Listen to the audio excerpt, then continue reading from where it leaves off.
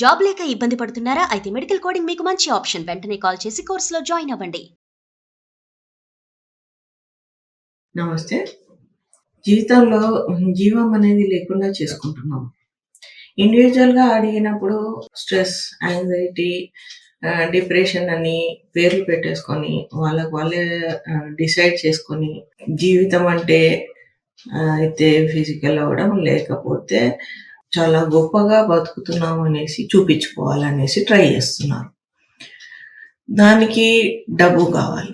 డబ్బు సంపాదించి మనం కష్టపడి ఎర్న్ చేసి ఆ తర్వాత ఒక స్టేటస్ చేసుకుందాము అన్న టైం ఎవరికీ లేదు. ఇన్స్టాంట్ ఫుడ్ ఎప్పుడైతే స్టార్ట్ అయిందో ఇన్స్టాంట్గా మనకి నేమ్ రావాలి, ఫేమ్ రావాలి, దానికోసం మనము ఎదుటి వాళ్ళని చంపినా పర్లేదు, ఎదుటి వాళ్ళని ఏం చేసినా పర్లేదు అన్నది ఎంత పెరిగిపోతుందంటే ఫ్యామిలీ మెంబర్స్ కూడా తోటి ఫ్యామిలీ మెంబర్స్కి ప్రేమ, కన్సర్న్ అనేది మిస్ అయిపోతుంది. దాంతో మనకి ఏం చేస్తున్నాము అన్నది మనకు నార్మల్గానే సొసైటీ 2x స్పీడ్లో పరిగెడుతుంది. దాన్ని మనం అందుకోవడానికి మనము పరిగెత్తాల్సి వస్తుంది. దాంట్లో ఈ క్రమంలో lot of issues we are facing. కానీ ఆ ఇష్యూస్ చాలవు అన్నట్టుగా మనంతటా మనం కొన్ని క్రియేట్ చేసుకుంటున్నాం. ఎందుకు క్రియేట్ చేసుకుంటున్నాము, దాంతో ఉపయోగం ఏంటి అనేది ఆలోచించడానికి టైం సరిపోవట్లేదు మనకి.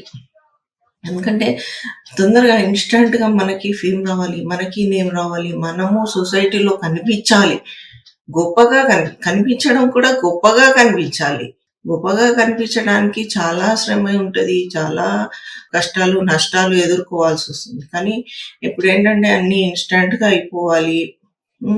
దానికి ఫ్యామిలీ బాండింగ్స్ అని, ఫ్రెండ్షిప్ కానీ దేనికి వాల్యూ లేకుండా చేసేసుకుంటున్నాం.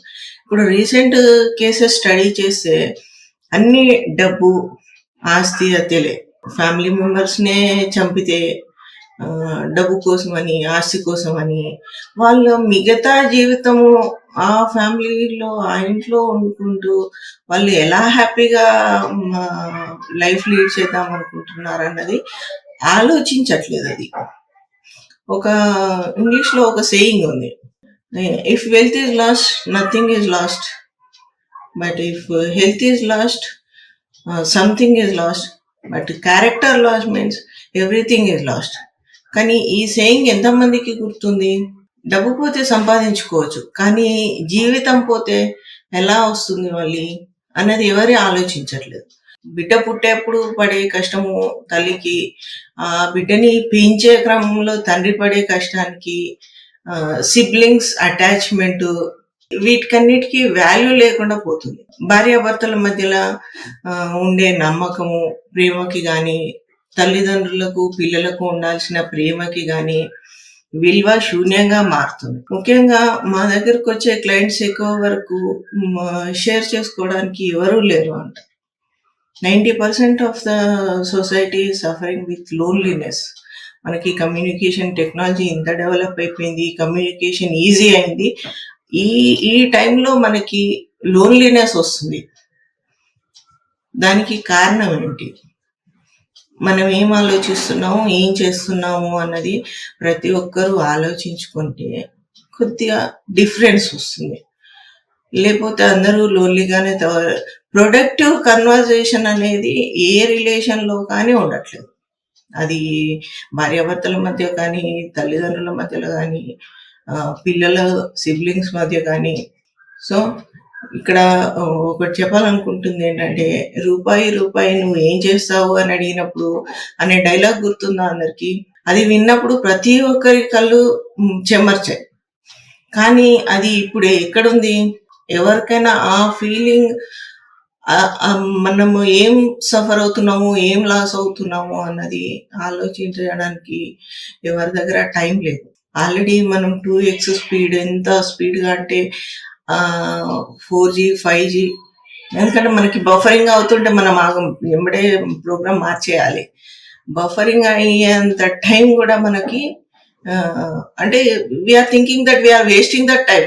ఫ్యామిలీతో ఒకరితో ఒకరు ప్రొడక్టివ్ కన్వర్జేషన్ చేసుకున్నప్పుడు వాళ్ళ వాళ్ళు ఏం ఫీల్ అవుతున్నారు, what they are feeling and what they are going on, వాళ్ళ బాధలు ఏంటి, వాళ్ళు దేన్ని ఫేస్ చేస్తున్నారు. ఏ బాధకైనా, ఏ కష్టానికైనా, ఏ ప్రాబ్లంకైనా ఒక సొల్యూషన్ ఉంటుంది. కానీ అది మనం ఆలోచిస్తున్నప్పుడు, మనం ఫేస్ చేస్తున్నప్పుడు మనకు ఆ సొల్యూషన్ రాదు. అదే మనకి ట్రస్ట్ వర్తీ ఫ్రెండ్ ఉన్నా, ఫ్యామిలీలో మెంబర్స్ ఎవరైనా షేర్ చేసుకొని హెల్ప్ చేసే వాళ్ళు ఉన్నా మనకు ఒక సొల్యూషన్ దొరుకుతుంది. కానీ అది మిస్ అవుతుంది మన లైఫ్లో. ఒక టైంలో సూసైడ్ చేసుకోవాలంటే చాలా ధైర్యం ఉండాలి అనేవాళ్ళు. కానీ ఇప్పుడు తను ఇద్దరు పిల్లలతో పాటు సూసైడ్ చేసుకుందామని డిసైడ్ చేసిందంటే వాట్ షీ ఫేస్డ్, ఇంత కష్టం అంటే తనకున్న బాధ అది పర్టికులర్గా ఈ బాధే అని అనట్లేదు, అసలు అంత బాధ ఏమొచ్చింది. ఒకరు చనిపోయారంటేనే ఏదో పాపం దే ఫేస్ సంథింగ్ అనుకోవచ్చు. ఆ బాధని పిల్లలకి కూడా రాకూడదు అనుకుంటూ తను అలా చేసింది అంటే అంత బాధ ఏంటన్నది ఆలోచించాలి. ఈ ఒక్క కేసు అనే కాదు, రీసెంట్గా ఉన్న కేసెస్లో అన్నిట్లలో సేమ్ ప్యాటర్న్ ఫాలో అవుతున్నారు. ఎందుకంటే లోన్లీగా ఫీల్ అవుతున్నారు. 90% లోన్లీగా ఫీల్ అవుతున్నారు. ఎందుకు లోన్లీగా ఫీల్ అవుతున్నారు? They can share with any one. Time, patience లేకుండా పరిగెత్తి మా దగ్గరకు వచ్చే క్లయింట్స్కి మేము చెప్పేది ఒకటే, మీ టైం మనీ పెట్టుకోండి. సెల్ఫ్ టాక్ లేదంటే ట్రస్ట్ వర్తీ ఫ్రెండ్కి కానీ షేర్ చేయండి, ఫ్యామిలీ మెంబర్కి కానీ షేర్ చేయండి.